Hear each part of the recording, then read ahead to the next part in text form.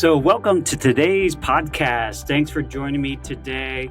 I'm solo today, and here we are as I'm recording this. We're in the dead of summer of 2023, and it's amazing how quickly it goes by, especially when kids are getting older. They're getting so active, and you got more adult things that they're starting to consider in life, whether it's college, and my son started playing sports.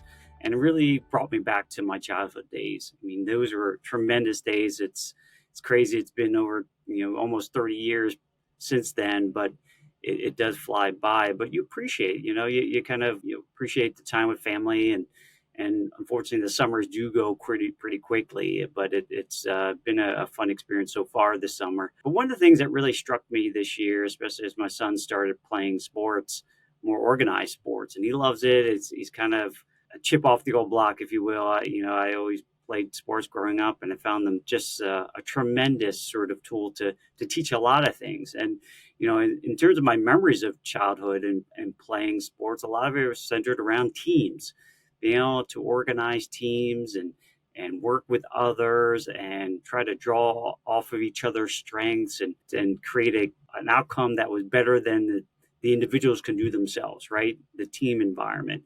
And as we're growing up, especially as it relates to school, the team aspect, there are some times where that gets encouraged, but a lot of what we are taught growing up is to excel and compete against each other and not collaborate and not work as a team, because we have to have better grades, we have better test scores than the other person to get into the elite colleges, and it kind of perpetuates this desire to kind of stand out on your own, right? And basically not collaborate.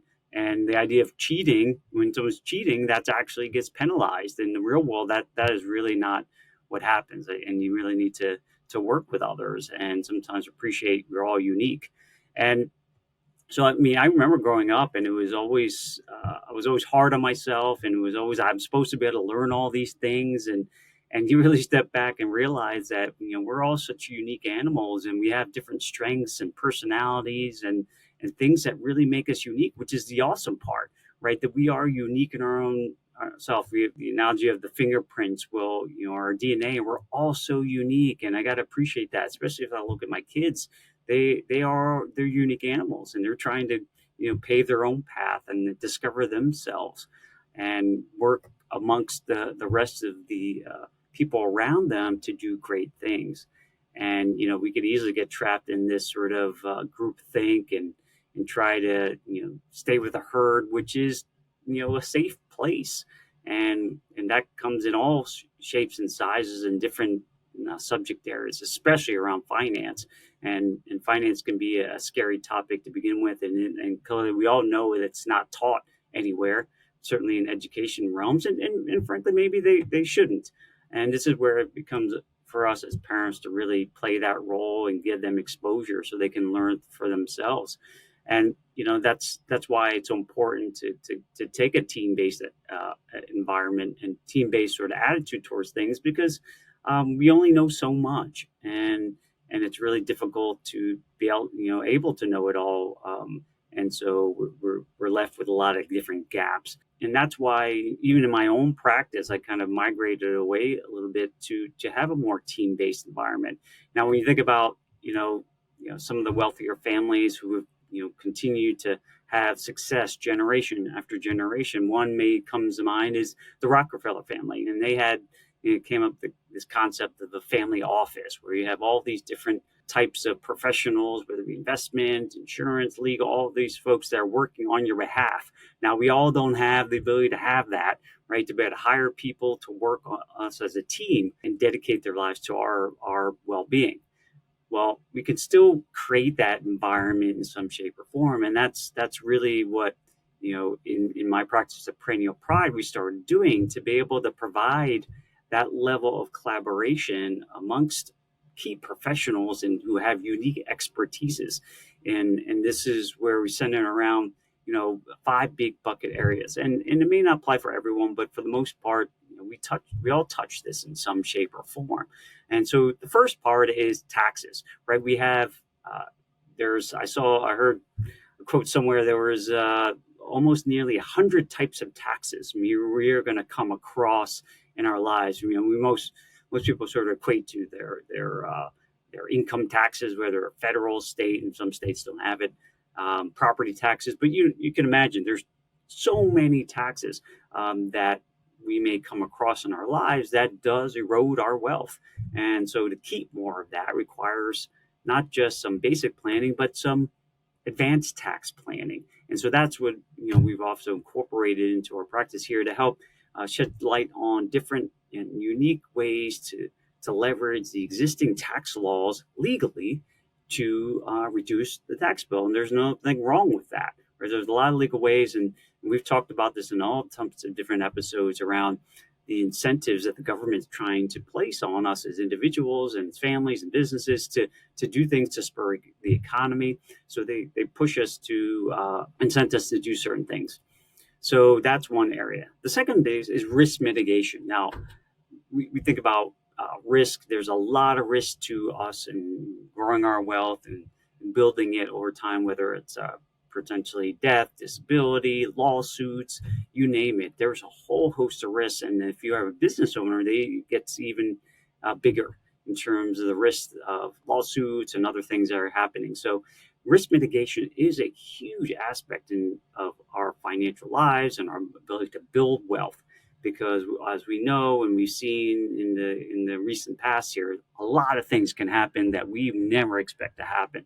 So this is where it becomes important to get some active planning to figure out what are those things that we're protecting against. And I'm a big believer in max protecting, so we can avoid that problem of things that could happen that we can't control.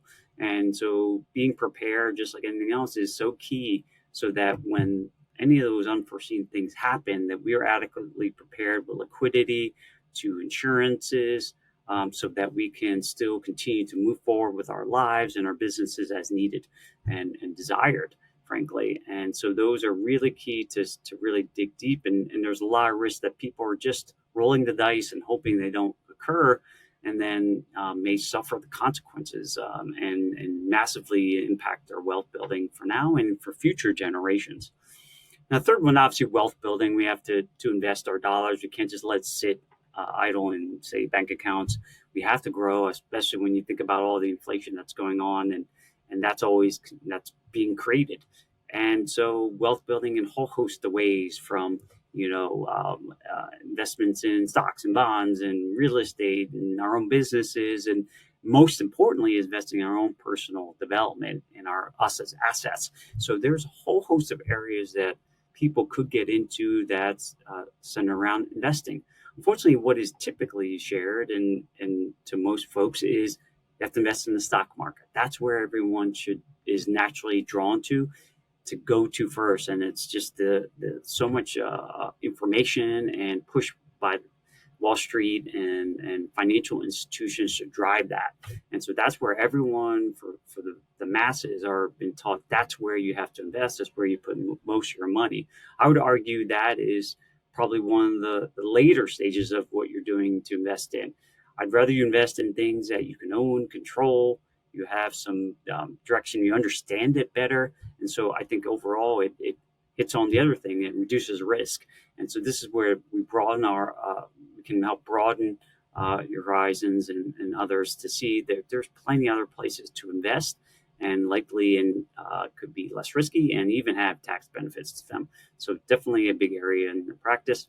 The other area is legal. Now, legal comes in all shapes and sizes, to entity structure, creating entities, asset protection for your businesses, certainly estate planning. And for those who have had some success financially, state taxes can be a big problem in terms of future sort of transfer of wealth. And we're going to see a lot of that as a lot of the baby boomers move into retirement, move on. We're going to have a lot of wealth being transferred. And if you're not careful and don't plan for it, same as risk, there's a lot of taxes that could be eroded away and passed on, and all the wealth that people have built up over time basically could be sort of shifted over to the government in terms of taxation. And I assume most people would rather have that go to charities or their families or something that provide more value. But those are all the advanced areas of legal that we can help bring to the table. And then lastly, business advisory, where for private businesses that are growing the Main Street area of the economy, they need help with growing their business and supporting their business for growth and potentially sale of their businesses. So this is the area that we can help provide business advisory support to when needed.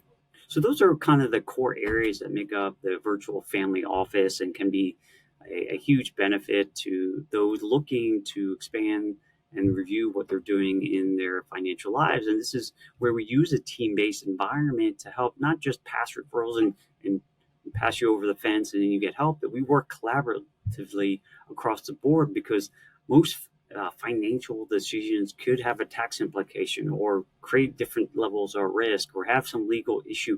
And so they're all sort of very connected. And that's why having a collaborative team is so key to maximizing everything that you're doing. I came across this interesting article too that talked about teamwork and collaboration in general. And this is kind of more of a broader issue, but it's really centered around being able to help solve problems better, right? There's three key areas. There's more that certainly it provides, but one of the big areas is helping problem solve. We could easily get trapped in our own experiences and in our biases, and having a team to kind of look at, to collaborate, bounce ideas, test each other's thoughts and perspectives really will enhance the solutions that come out of it, so you can see it from different angles. Even some of one of the brilliant minds in our history, Albert Einstein, gets credit for discovering things, but he obviously knew that a lot of what he developed came from conversations, discussions, and connections with others in his community, his friends and colleagues, to really use a team-based method to solve these issues. And the second thing is that teamwork allows for smarter risk-taking, because again, when you have siloed nature of a lot of the financial world, it can be, because it's discussing one particular area, you may miss all the other impacts things have on tax or risk or even in the investment return. So I think it's really important to have a team together to be able to assess the broader risk of it. You might be hesitant sometimes to just take one path because you're out there solo on the island. But when you have a team environment that helps, that you can ensure that was looking at it from different angles, it will hopefully reduce the risk that someone takes and make sure that they understand the full breadth of what they might be getting into on a unique strategy or investment, etc. So they can really take a broader lens of mitigating some of the risk and give you so much more information about it, so that you can become educated and give you all of the information you want to make the right decisions for you, your family, your business. And lastly, I think teamwork really helps to expand creativity. We only can come across certain things. We all, when I get humbled all the time that there's only so much I know in this world, and there's way more that I don't know than I do know. And that's why having a team-based model that we're using here, this virtual family office, is really helpful to expand the reach of opportunities, and it increases the creativity, because there's so much more that we can do with our wealth. But what we're hearing most of the time is a very cookie cutter basic approach of what we're supposed to do. And so this is why having teams together to help introduce new ideas, discuss them, and make sure that they're, can solve some bigger important needs. And this is where, a team-based model can really shine and introduce new concepts and ideas that just weren't there before, because we can stay in our lanes and not innovate and get creative. So I hope this was helpful to kind of shed some light on the importance of a team and collaboration, whether it's in your work or business, but certainly in managing your own financial lives. We are in this to kind of examine all the different facets of your financial lives. So if you certainly want to reach out to discuss your situation or even your practice, business, or whatever, more than happy to have an introductory conversation, see if this might help you at all. Always looking forward to meeting open-minded people who are looking to expand what they're doing so they can achieve and impact way more than even thought possible on this earth. And so this is why Perennial Pride exists, and really love working with people who are trying to do wonderful and great things for themselves and their families and our communities. So we'll see you on the next episode of the Perennial Pride podcast. And I always appreciate your time and attention and listening to these things. And hopefully it's helpful. Take care. Thanks for joining me on this episode today. I really am grateful for you as listeners to the Perennial Pride podcast. I hope you're getting some tremendous value out of it and hopefully pushing you along your journey to financial freedom. I put this podcast together really to help you get more educated around your finances so that you feel empowered to live the life that you really want. And if you like the content that you heard today or watched, then I would encourage you to go to my website, perennialpride.com. There's tons of other content there. And you can access my book, Wealth Beyond the Numbers. You can buy it there on my website. It's a aggregation of a lot of great tips and tools I've learned to not only build my wealth in my accounts, but build wealth in my life and abundance and joy, and something that has a lot of my experiences in the journey that I've been on personally. Hopefully that can be also of value to you as you sort of move forward. So thanks again for being a Perennial Pride listener, and we'll see you on the next episode.